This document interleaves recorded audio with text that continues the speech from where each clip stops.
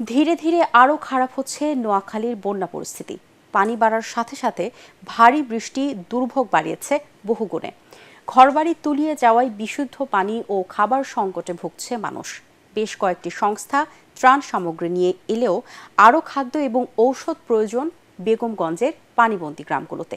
নোয়াখালীর বন্যা কবলিত এলাকা ঘুরে রিপোর্ট করছেন মুশফিকুর রহমান, ক্যামেরায় ছিলেন ইমদাদুল হক।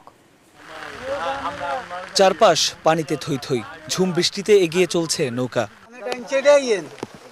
কোলের শিশুটিকে নিরাপদ স্থানে নিয়ে যাবার আপ্রাণ চেষ্টা মায়ের।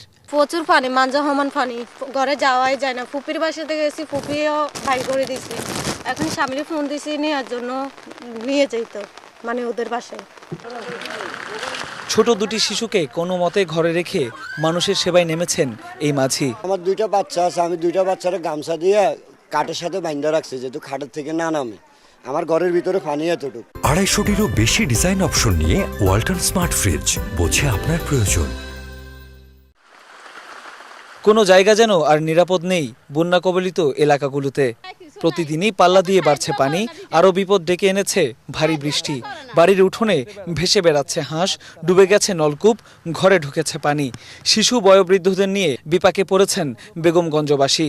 98 বন্যা দেখছি, 72 বন্যা দেখছি, তারপরে আপনাদের 2001 সালেও দেখছি। এই ধরনের বন্যা আমার এই বয়সে আমি ফার্স্ট। কিছু টান আসতেছে, টানগুলো চলে যাচ্ছে খুব দূরে, কিন্তু আমাদের এই আশেপাশে টানগুলো ঠিক মতন বন্টন হচ্ছে না।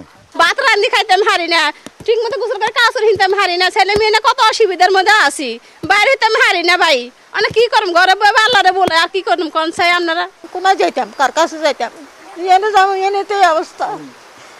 আল্লাহ মরি গেলে খাওয়া দাওয়া বাবা চাইল ডাইল আছে, সামান্য যা আছে, রান্দি বাড়ি তো খাইতাম হারি না।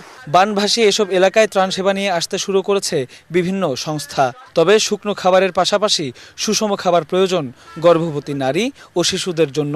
এখানে আমরা শুনেছি অনেক প্রেগনেন্ট নারী আছেন যারা আসলে শুকনো খাবার খেতে খেতে তাদের একেবারে মানে অবস্থা খুবই শোচনীয়, কারণ তাদের পেটে বাচ্চা আছে। অসংখ্য মানুষ এখনো মানে বাড়িতে বসে আছে, কেউ বাড়ি ছাড়ি কোথাও যাইতে পারতেছে না। যারা গেছে তারা আগে চলে গেছে। অসংখ্য মানুষ আছে এখনো ত্রাণের হাহাকারে। এখনও প্রচুর শিশু খাদ্য, ঔষধ এবং বিশুদ্ধ পানির প্রয়োজন এসব এলাকায়। ত্রাণ নিয়ে আসা স্বেচ্ছাসেবীদের বিতরণ কাজে সহযোগিতা করতে প্রস্তুত স্থানীয়রা। বেগমগঞ্জের বেশিরভাগ গ্রামের অবস্থায় এখন এমন। ডুবে গেছে ঘরবাড়ি, খাবার পানির টিউবওয়েলও। বিশুদ্ধ খাবার পানির সংকটের পাশাপাশি দেখা দিয়েছে নানা পানিবাহিত রোগ। জরুরি ঔষধ এবং ত্রাণের অপেক্ষায় রয়েছেন এসব বানভাসী মানুষ। মুশফিকুর রহমান, এটিএন বাংলা, নোয়াখালী।